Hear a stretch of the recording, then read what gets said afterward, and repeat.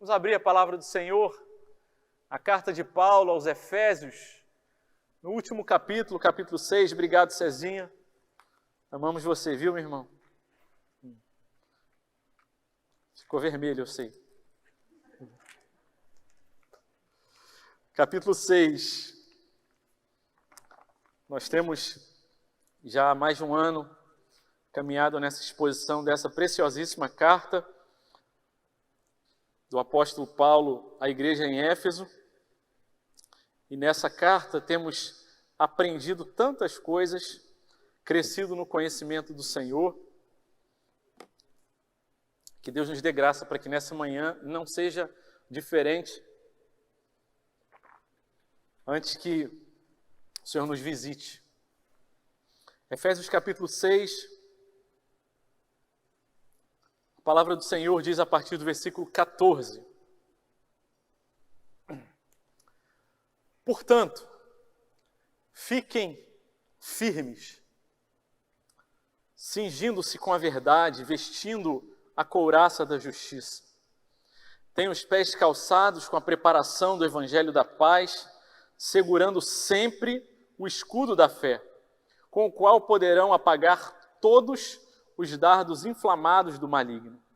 Usem também o capacete da salvação e a espada do Espírito, que é a palavra de Deus. Orem em todo tempo no Espírito, com todo tipo de oração e súplica, e para isso vigiem com toda perseverança e súplica por todos os santos. E orem também por mim, para que no abrir da minha boca me seja dada a palavra, para com ousadia tornar conhecido o mistério do Evangelho, pelo qual sou embaixador em cadeias, para que em Cristo eu seja ousado para falar, como me cumpre fazer. Amém. A carta de Paulo aos Efésios é uma carta escrita a partir da prisão. Nós lemos aqui no versículo 20, Paulo se identificando como embaixador em cadeias. Paulo havia sido o plantador dessa igreja na cidade de Éfeso, uma cidade marcada por uma religiosidade que girava em torno do templo da deusa Diana dos Efésios. Toda a vida, toda a cultura, a sociedade, as finanças giravam em torno daquele templo, da adoração à deusa Diana.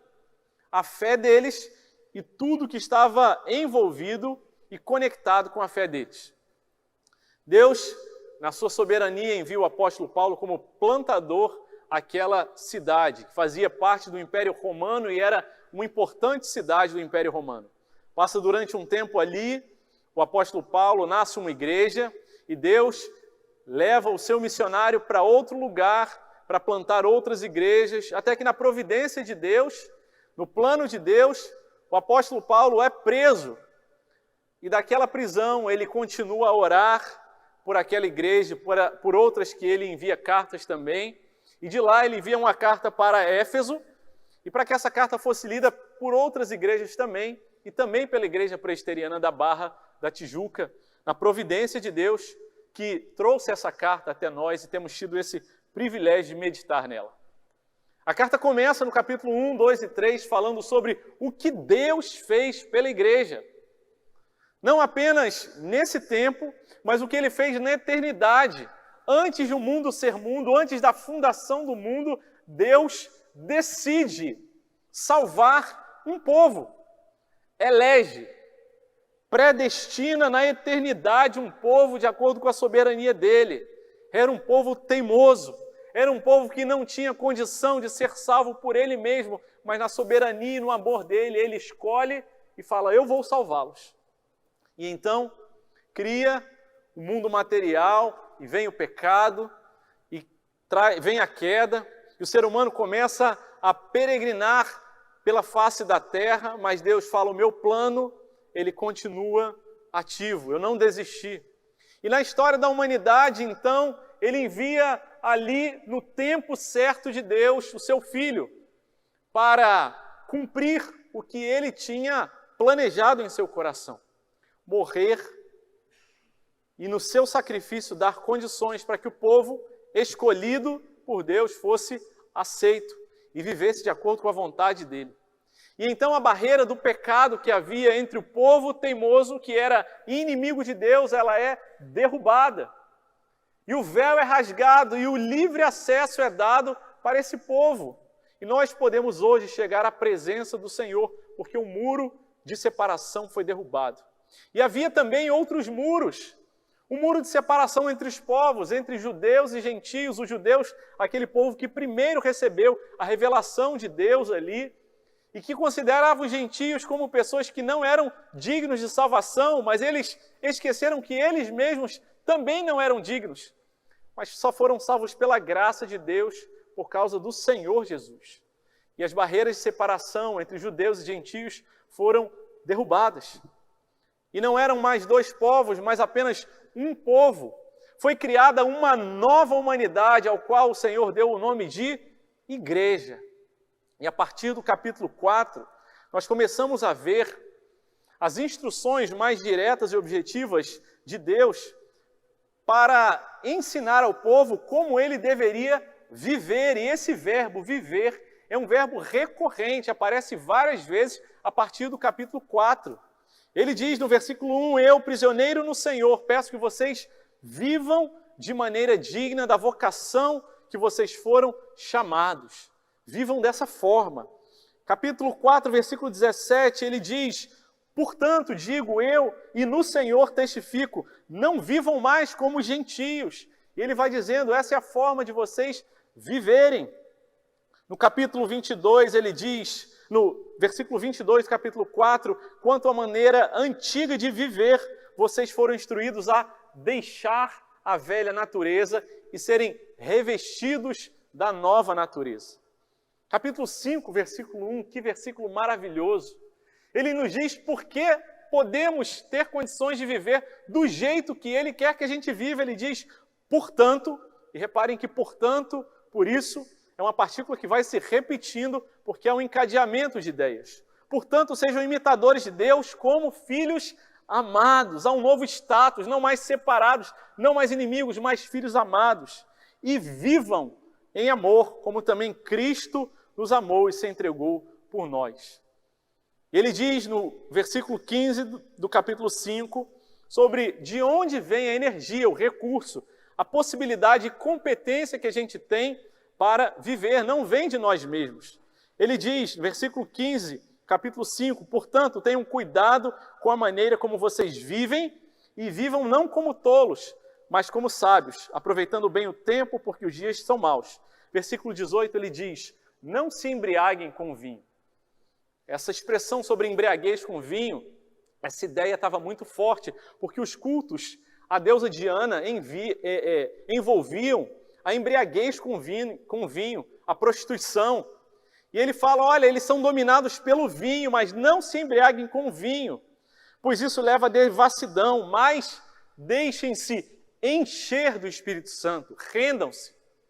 Que caiam todas as barreiras que tem no coração de vocês, porque vocês serão cheios, batizados, transbordantes do Espírito Santo, para manifestar os frutos do Espírito, cheios do Espírito Santo e transbordantes dele. E por causa disso, vocês têm então força e condição de viver a vida que ele tem para você. Ele fala então, no capítulo 5, a partir do versículo 21, abrindo um maravilhoso guarda-chuva, sujeitem-se uns aos outros no temor do Senhor. E tudo que vem depois disso está debaixo desse guarda-chuva. Maridos e esposas, sujeitem-se uns aos outros. E ele dá detalhes de como isso deve acontecer. Pais e filhos, sujeitem-se uns aos outros. Senhores e servos, sujeitem-se uns aos outros. E assim, então, nessa última parte, a partir do versículo 10 do capítulo 6, nós vamos ler essa última perícope, que nós lemos essa segunda parte dessa porção, no versículo 14, em que é aberto um outro guarda-chuva no capítulo 6, versículo 10, quando ele diz, quanto ao mais, finalmente, terminando essa costura que vem desde o capítulo 1, sejam fortalecidos no Senhor e na força do seu poder. Deus não pede que a gente faça nada que dependa das nossas próprias forças, mas que dependa única e exclusivamente do poder e da ação do Espírito Santo na nossa vida. Por isso ele diz, sejam fortalecidos no Senhor na habilidade, na competência, na força do seu poder. E ele passa a apresentar para a gente a guerra em que nós vivemos. Primeiro ele falou sobre os relacionamentos humanos, marido, esposa, pais e filhos, servos e senhores, e todo o relacionamento que a gente tem. Mas aqui ele diz, olha, esses relacionamentos devem ser vividos em mútua sujeição, mas lembrem-se que vocês estão espiritualmente num contexto de uma guerra. E primeiramente ele define o que não é a nossa guerra. Não é contra sangue nem contra carne. Nós não estamos lutando contra as pessoas, mas contra os principados e potestades, contra os dominadores deste mundo tenebroso. Fiquem alertas, atentos, resistam, fiquem firmes. E a nova palavra que recorre e que aparece várias vezes, fica nessa recorrência. Versículo 11 diz, vistam-se com toda a armadura de Deus para poderem ficar firmes contra as ciladas do diabo. Versículo 13, peguem toda a armadura de Deus para que vocês possam resistir no dia mau e depois terem vencido tudo, permanecer inabaláveis. Versículo 14, o que lemos hoje, finalmente diz, portanto, mais um nó, mais uma costura nesse encadeamento de ideias. Portanto, fiquem firmes, porque nós estamos numa guerra, numa batalha espiritual. E a partir daqui, do versículo 14, ele começa a descrever a ordem necessária de cada uma das peças que compõem essa armadura de Deus. E se sim, há uma convocação para um estado de vigilância e prontidão, há, por outro lado, para nós que somos chamados a sermos vestidos por essa armadura de Deus, o privilégio e a honra de perfilar esse exército de soldados cristãos. E o título da nossa mensagem hoje é Como vestir a armadura do soldado cristão. Como viver essa vida nesse mundo material, com consciência de que esse mundo material não é tudo que existe, é um mundo espiritual que influencia e que traz consequências e movimentações no nosso mundo material. Em primeiro lugar, a palavra de Deus diz, então, portanto, fiquem firmes. Versículo 14 diz, cingindo-se com a verdade. A primeira peça dessa armadura é o cinturão da verdade. O cinturão é apresentado aqui, e lembrem, toda a Escritura ela é inspirada por Deus. Toda palavra registrada e a ordem em que as palavras são registradas tem uma intenção e o propósito de Deus. Elas não são aleatórias. Deus não jogou assim, o que cair, caiu. Não, tem um propósito. Ele começa dizendo, cinjam-se, coloquem em primeiro lugar o cinturão da verdade. E o cinturão era a peça da armadura do soldado romano e também de soldados hoje em dia que usam um tipo de cinturão que dá firmeza à sua armadura ou seu equipamento. Os soldados usavam uma espécie de vestido que ficava por baixo da couraça e esse vestido ele era preso ali, aquela túnica era preso com o cinturão para dar firmeza àquela túnica, para que ela não ficasse esvoaçante, atrapalhando os movimentos ou impedindo que os movimentos tivessem mais habilidade, mas para dar firmeza, para que a couraça também tivesse aonde se ancorar e para que a espada fosse colocada e liberasse a mão do soldado para usar o escudo e uma lança, que também é outra peça que não é registrada aqui, mas que o soldado também usava. Quando o combate era mais distante, ele jogava a lança. Quando o combate era mais corpo a corpo, ele pegava a espada e ele precisava guardar a espada em algum lugar. E ali, naquele cinturão, ela é guardada. E a verdade, o cinturão da verdade, ele aponta para essa prontidão, para esse primeiro fundamental equipamento, parte dessa armadura, a partir de qual e sobre qual toda a armadura ela é fundamentada e é construída, o cinturão da verdade, que dá ao mesmo tempo firmeza para a gente, mas também dá liberdade. O Senhor Jesus, o próprio Senhor Jesus disse, vocês vão conhecer a verdade, e a verdade dará para vocês liberdade, ela vos libertará. E a verdade, ela é também um conceito, um princípio, uma ideia, mas a verdade é muito mais do que só uma ideia, a verdade é uma pessoa. O próprio Senhor Jesus, ele falou a respeito dele mesmo, eu sou o caminho, eu sou a verdade, ele é a verdade. Quando estava diante de Pilatos ali no seu julgamento. Pilatos faz uma arguição ali para Jesus e fala, olha, eles estão te acusando, mas eu não sei o que está acontecendo, não estou entendendo. Ele pergunta para o Senhor Jesus o que é a verdade. E a verdade estava diante dele. E a verdade é desnudada diante de nós quando o Espírito Santo, o Espírito da verdade, nos visita e nos ajuda a entender que não existem muitas verdades, não existe a minha, a sua verdade, que a verdade não é fluida, numa modernidade líquida em que a gente vive, em que cada um diz o que acha que deve dizer e pensa o que você acha que deve pensar, e se isso te faz feliz é a tua verdade, se para o outro não. Não é isso que a palavra de Deus diz, mas diz que a verdade é o absoluto de Deus, que veio e que se encarnou entre nós e andou entre nós. A palavra que se tornou carne e veio para habitar entre nós, cheio de graça e de verdade. É o próprio Senhor Jesus.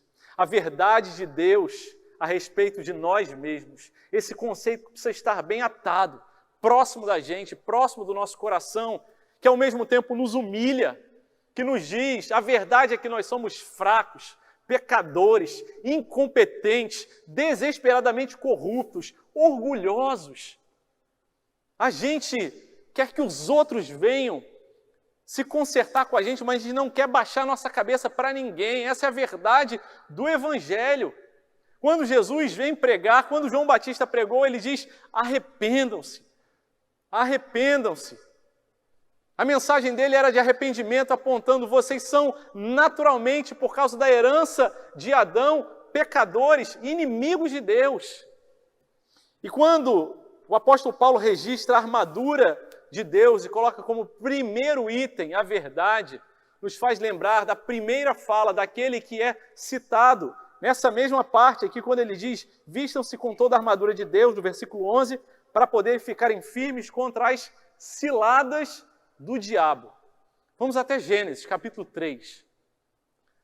Qual foi a primeira palavra, a primeira cilada que Satanás, que o diabo usou e que é registrado na Bíblia? A primeira coisa que Satanás falou, que é registrado na Bíblia é verdade? É verdade que Deus falou que vocês não poderiam comer de nenhum fruto da árvore, nenhum fruto do jardim? A primeira coisa que Satanás, ele tentou colocar uma cilada, foi a respeito da verdade. Deus tinha acabado de falar com eles, vocês podem comer de tudo. E ele vem questionar, dizer, será que é verdade mesmo? E quando o apóstolo Paulo, na carta aos Efésios, diz, prendam-se, cinjam-se, estejam preparados com o cinturão da verdade. Nós precisamos lembrar que há uma verdade absoluta.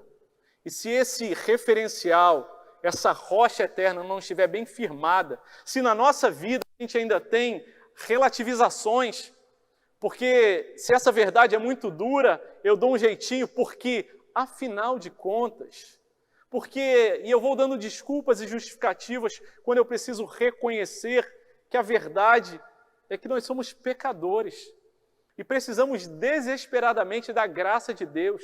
Mas a verdade é que também nosso Deus é um Deus gracioso, bondoso, amoroso e soberano, que resolve e decide, antes da fundação do mundo, escolher, eleger, predestinar um povo para salvar. E a verdade é que o Evangelho continua vivo, ativo e atuante hoje. E esse móvel é prova e manifestação disso. Essa água diz para a gente, o Senhor e a verdade dele continua viva, transformando vidas. A verdade que liberta, a verdade que vai impactar, a verdade que todos os seres humanos são visitados com ela. Cada um de nós, mesmo ainda sem conhecer ao Senhor, já temos algum reflexo, algum conhecimento a respeito dessa verdade. Romanos capítulo 1, versículo 18 diz, a ira de Deus se revela do céu contra toda impiedade e injustiça dos seres humanos, que por meio da sua injustiça suprimem a verdade. Fato é que todos nós somos responsáveis por suprimir essa verdade. por causa das nossas injustiças. Pois o que se pode conhecer a respeito de Deus é manifesto entre todos, entre eles, porque Deus lhe manifestou. Há uma verdade.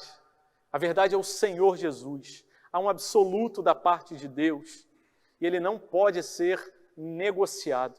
Você pode querer suprimir, você pode querer negar, mas fato é que todos nós precisamos abaixar nossa cabeça e reconhecer: nós não somos o Senhor, o dono desse mundo.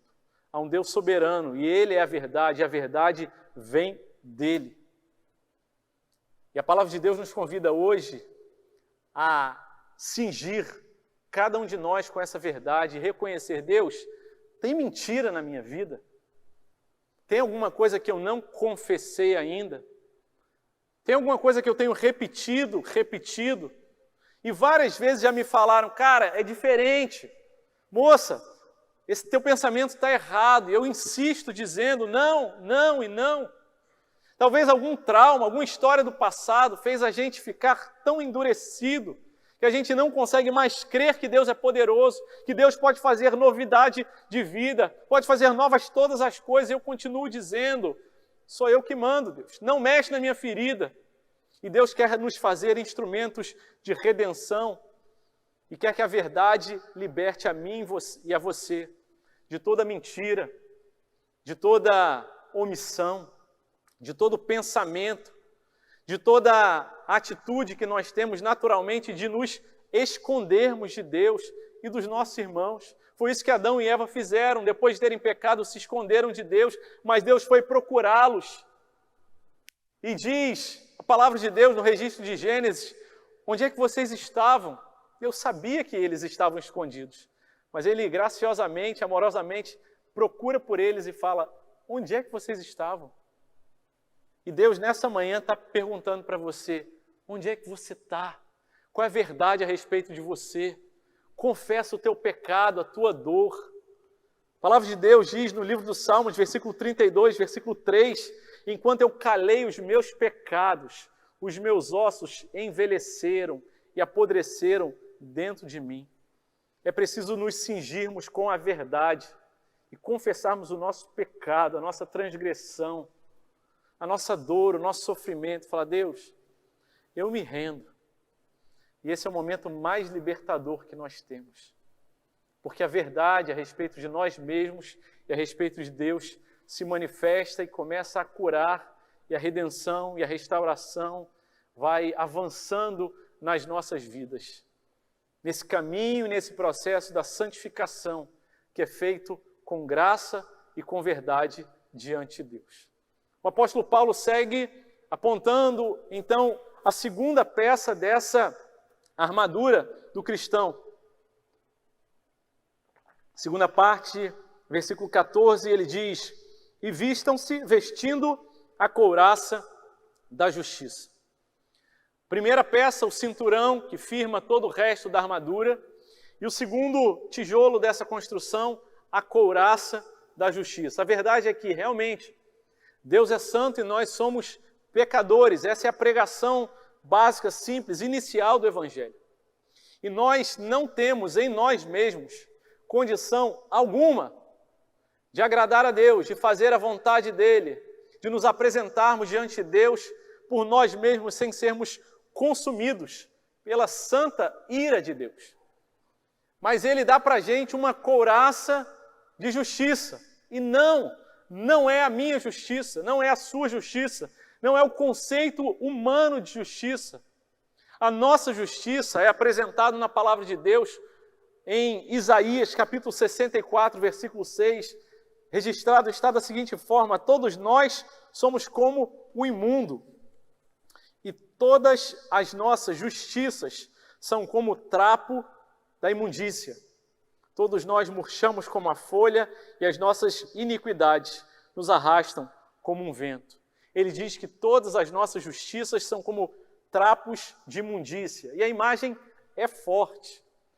Mas talvez a tradução, ela, por ser uma tradução mais daquele contexto cultural, não ajuda a gente a entender o que significa trapo de imundícia. Trapos de imundícia eram tecidos usados pelas mulheres nos dias de seu fluxo menstrual, para reter aquele fluxo e ela não ficasse sangrando.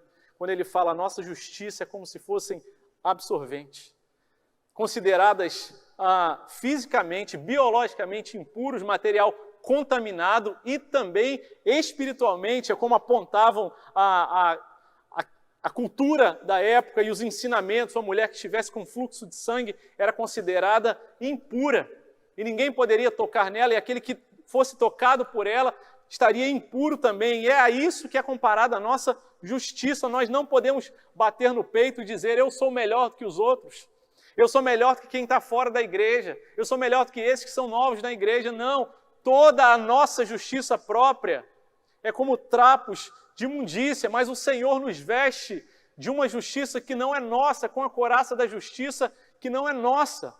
Num ato jurídico e espiritual, Ele nos justifica, Ele retira a nossa culpa, a nossa dívida, e Jesus toma sobre Ele a nossa culpa, e Ele nos justifica. Essa é a doutrina da justificação.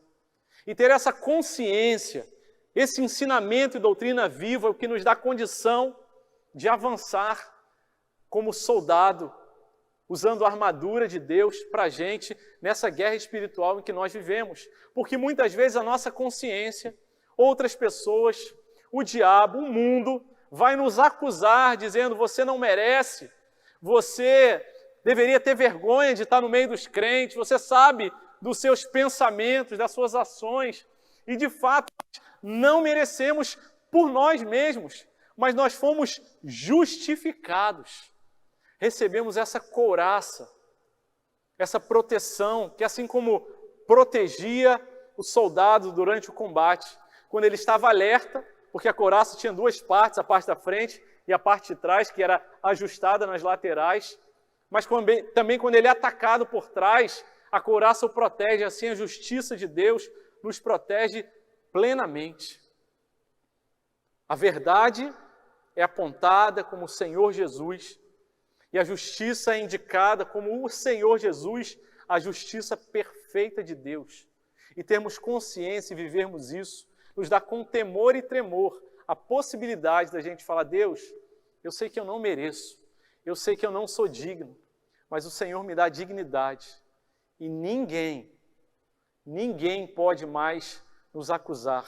Não há mais nenhuma condenação, diz Romanos capítulo 8, versículo 1, para os que estão em Cristo Jesus, porque foram vestidos com a couraça da justiça de Jesus. Romanos capítulo 5, versículo 1 diz, justificados, pois, mediante a fé, temos agora paz com Deus. Éramos inimigos, a guerra era contra Deus, mas agora nós temos paz, fomos reconciliados.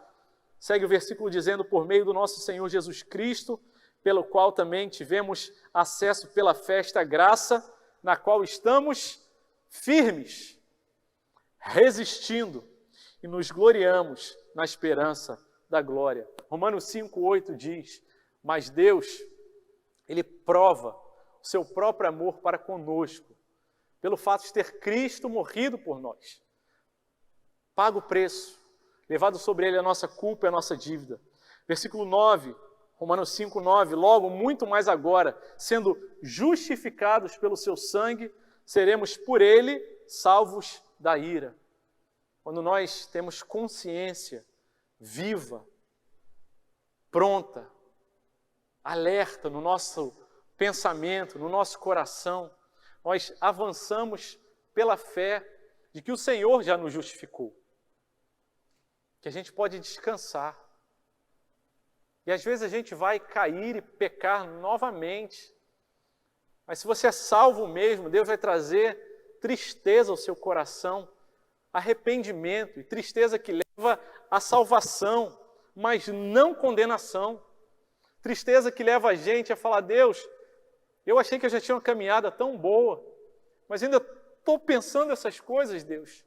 E Deus amorosamente, misericordiosamente, novamente nos traz aos pés dele e fala, meu filho, minha filha, eu sei, mas eu estou segurando a tua mão, eu já justifiquei você, descansa.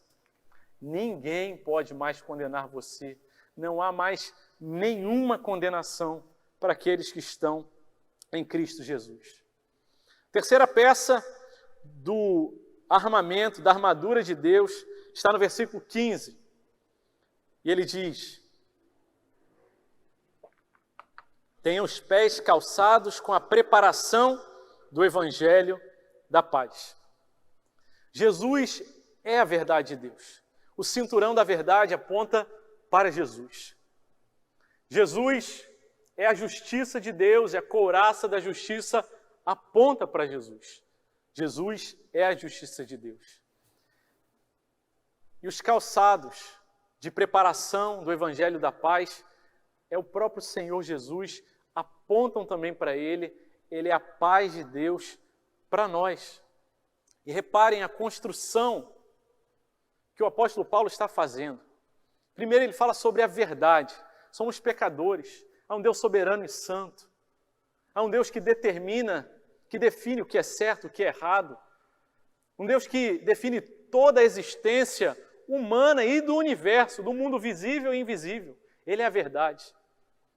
Mas nessa dura verdade, nós precisamos de um Salvador e somos nele justificados.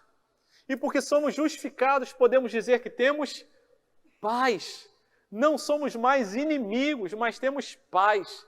E ele fala, relembrem disso, que esteja isso também atado em vocês. E esses três primeiros conceitos, o cinturão, a couraça e o calçado, são conceitos que precisam estar colados, bem firmes. Um soldado não podia ter um cinturão frouxo, uma couraça frouxa, nem os calçados frouxos. Eles tinham que estar ajustados, de tal forma que deixasse ele confortável e que daqui a pouco ele sequer reparasse que ele estava usando aquilo dali.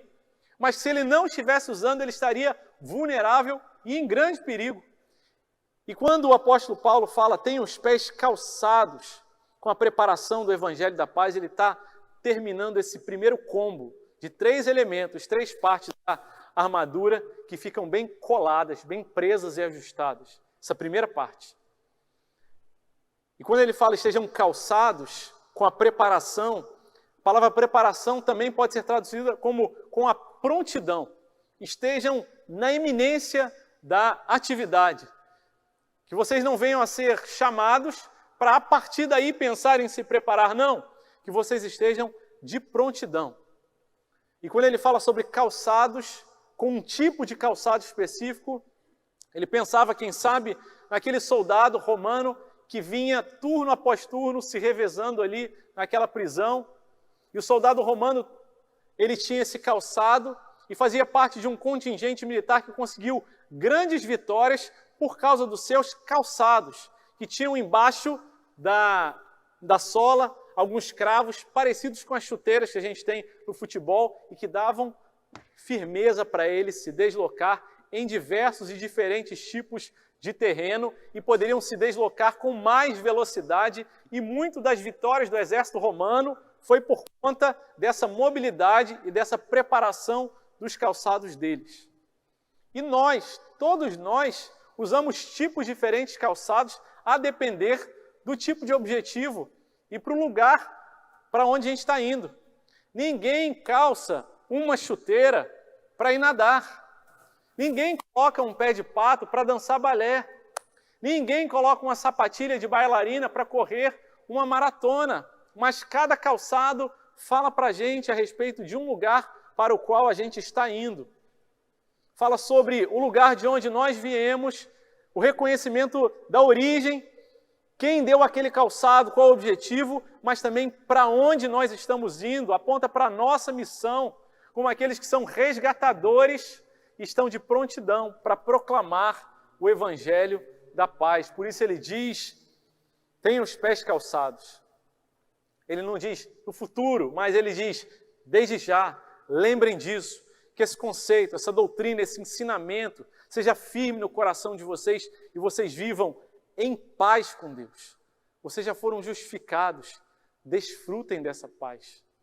Não temos mais necessidade de ter o nosso coração angustiado e inseguro, na dúvida, será que Deus já me perdoou? Será que eu tenho uma nova chance? Não, a paz. existe paz disponível para que a gente possa desfrutar. E o próprio Senhor Jesus fala a respeito dessa paz.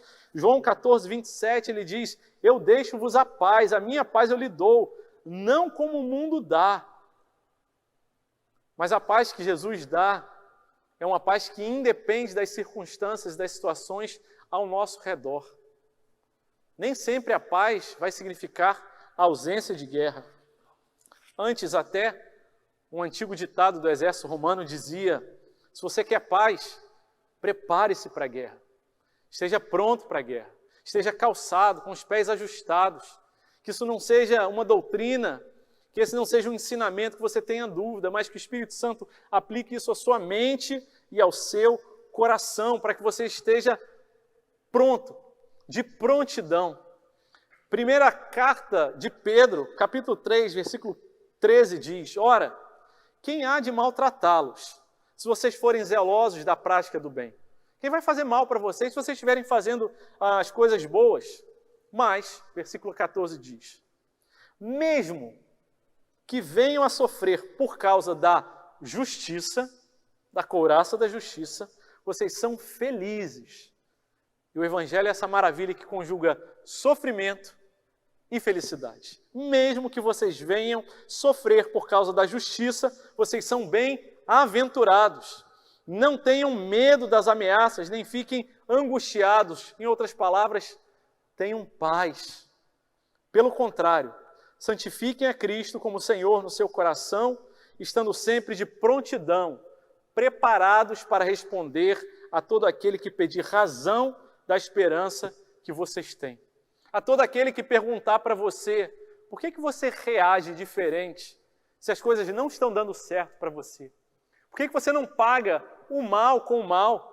Por que diante das perseguições e dos sofrimentos você não desespera? Por que você continua firme?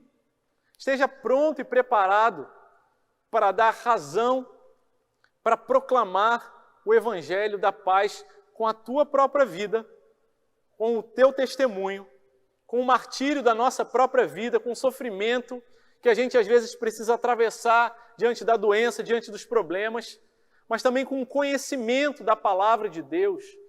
Os fariseus foram repreendidos por Jesus quando tentavam enrolá-lo com artimanha e uma articulação a respeito de uma situação em que uma mulher havia se casado e ficou viúva e casou com o irmão e de novo, e Jesus fala: vocês estão inventando coisa sem necessidade. Vocês erram em não conhecer as Escrituras e o poder de Deus e o poder do Evangelho.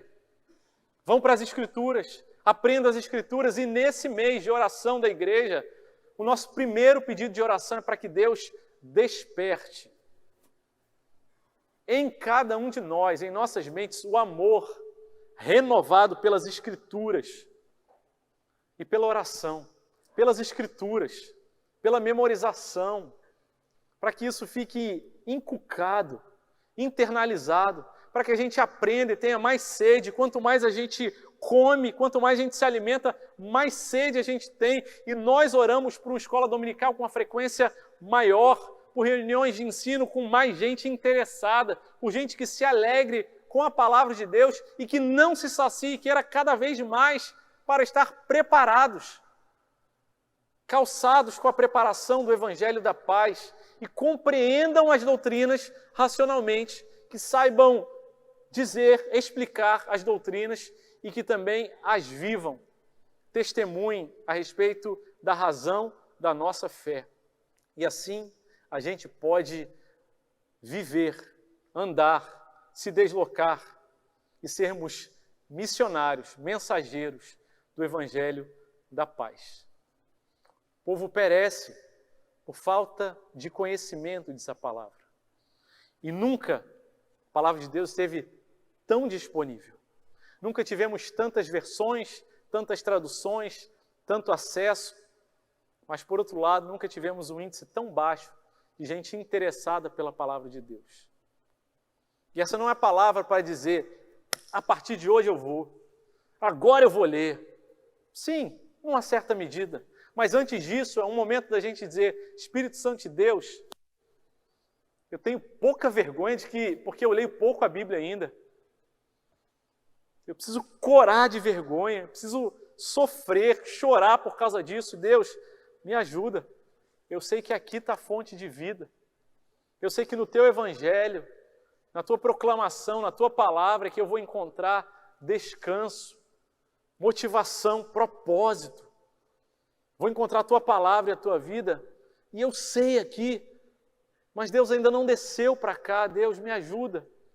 É no nosso coração que nós precisamos estar calçados com o evangelho da paz. É no nosso coração que a paz precisa visitar. Nós queremos orar nessa manhã, pedindo: Deus, ajuda o teu povo a estar firme. Porque como lemos no versículo 13, para que nós possamos resistir no dia mau. O cinturão da verdade, a couraça da justiça, a preparação, um calçado do evangelho da paz é para que a gente possa resistir, ficar firmes, aguentar.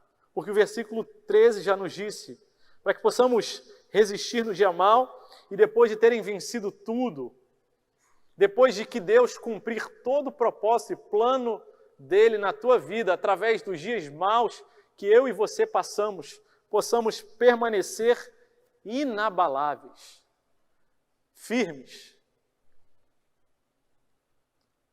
e crescermos, amadurecermos, sermos espiritualmente mais fortes e maduros, para que com as nossas obras a gente glorifique o nome dele nessa batalha em que nós vivemos. Quero convidar você nessa manhã a fechar os seus olhos mais uma vez e orar ao Senhor. Deus amado, Senhor dos exércitos, em quem nós encontramos refúgio para a nossa alma, para a nossa mente, para a nossa vida. Nós te exaltamos e bendizemos, porque nós reconhecemos que em nós não há nenhuma dignidade para sermos alistados no teu exército, no propósito que o Senhor tem nesse mundo. Mas foi a tua bondade e misericórdia que nos atraiu, nos alcançou, nos regenerou e nos deu essa possibilidade de conhecermos a tua verdade, de sermos justificados e de sermos preparados para o envio a levar o evangelho da paz. A paz não como o mundo pode dar, mas a paz que vem do Senhor. Senhor amado, nós queremos confessar ao Senhor a nossa pequenez, às vezes em que nós flertamos com a mentira e caímos nas ciladas do diabo, nas meias verdades que nós muitas vezes permitimos viver na nossa vida, as nossas omissões. Senhor, tem misericórdia de nós. Senhor, que o Senhor ajuste em nós o cinturão da verdade, a nos libertar e nos dar condição de estarmos preparados nessa batalha, vestidos com cada uma das peças dessa armadura. Deus amado, nós te bendizemos pela justificação em Cristo Jesus. Já não há condenação, não há mais peso. O nosso pecado já foi perdoado. Senhor, se há alguém aqui nessa manhã que ainda traz sobre os seus ombros o peso da culpa, Deus, Espírito Santo, visita-os, Pai, e ajuda a conhecer da tua graça. Senhor, nós não precisamos mudar para o Senhor nos aceitar, o Senhor já nos aceitou, e porque o Senhor já tem trabalhado na nossa vida, porque o Senhor começou o processo, é aí que como consequência mudaremos, Deus. O Senhor já perdoou o nosso pecado, a tua graça, a tua justiça já foi plenamente paga, Senhor. Deus, dá no Senhor um coração cheio de paz. Temos lutas, passamos por dias escuros, tenebrosos, vales profundos. Mas, Senhor, o Senhor é o nosso bom pastor. Vem conosco, visita-nos, Senhor. O Senhor é bem-vindo aqui, Espírito Santo de Deus. Traz a paz para a nossa mente, para a nossa alma, para os nossos relacionamentos. Que sejamos no dia de hoje, Pai, aqueles que vão pedir perdão e promover a paz. Tem gente que fez errado contra nós, que pecou contra a gente, que cometeu injustiça contra a gente. Mas, Senhor, nós, pela graça de Deus, decidimos sair no prejuízo. Não vamos cobrar essa dívida, porque o Senhor já nos perdoou uma dívida muito maior. Pedimos, Pai, que o Senhor nos ajude a dar os passos calçados com esse Evangelho, em direção ao perdão, reconciliação e restauração dos nossos relacionamentos, em nome de Jesus. Fica conosco, permanece conosco nessa manhã. Nós oramos assim com gratidão, em nome de Jesus. Amém.